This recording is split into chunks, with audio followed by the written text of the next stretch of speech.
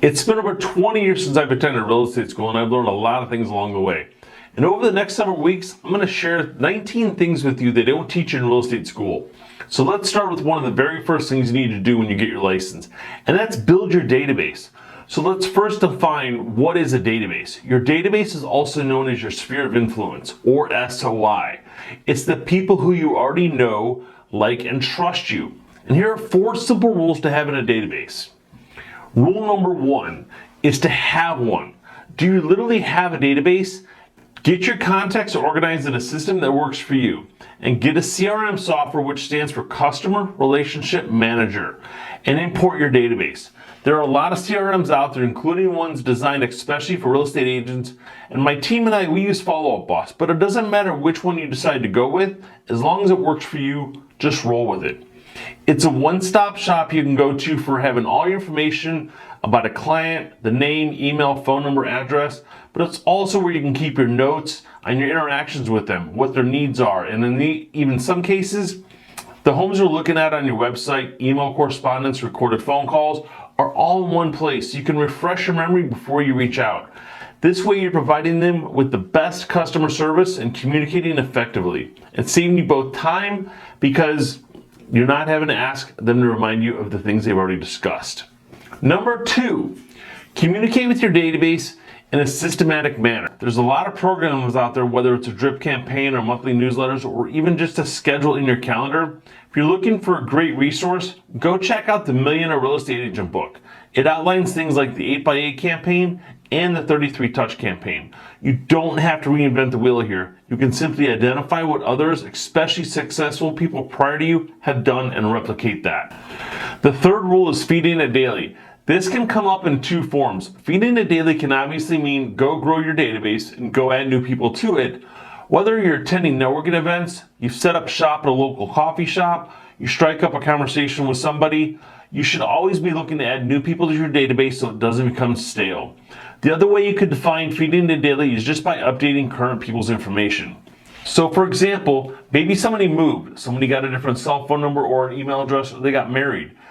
Maybe you learned something new about someone in your database, and that way you can add them into the notes section, such as their birthday or a major life event, so you can be reminded of that in the future. And then the 4th and final rule of a database is to service all your leads that come your way. And you're probably thinking, well, no kidding, right? But it's actually not so simple when you're juggling a lot of clients at once to forget to follow up with others in your database. If you're only working with 1 or 2 leads right now, it's easy to give them all your attention. But let's just pretend we're in the future, and after effectively utilizing your database, where you've got 5 closings that month and 6 active listings on the market, and then 5 other buyer clients lobbying for your time because they want to go see homes. This 4th one is not so simple if you think about it. Given the context and situation that you're in, or are you trying to spin too many plates and you're dropping them? That's where having an organized database with systems in place is important so that nothing and no one slips through the cracks. Your database is your business plan. So before you go cold calling through a phone book or door knocking, I would rather you focus on creating relationships based on a business. The size of your business will be in direct proportion to the size of your database. Now, one last time, and I'm going to say this before you can think it. If you're one of those people who says, well, I don't know that many people, I call BS. The average person knows 288 people by first name. So my question to you is, are you average or are you above average?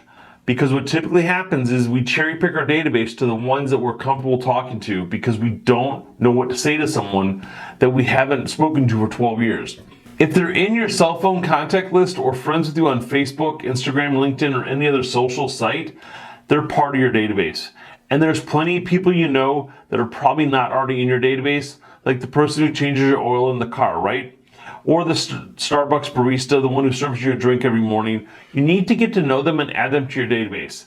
I have a list of 71 ways to add people to your database. Let me know if you want me to send it over to you.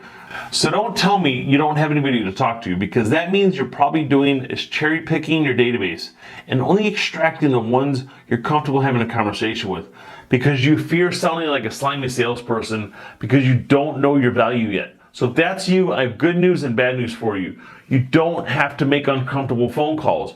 All you have to do is get help and clarity on what your value is, which I'll be covered in the series of 19 things they don't teach in real estate school. And when you know your value, that takes you from being a salesperson to becoming a service provider.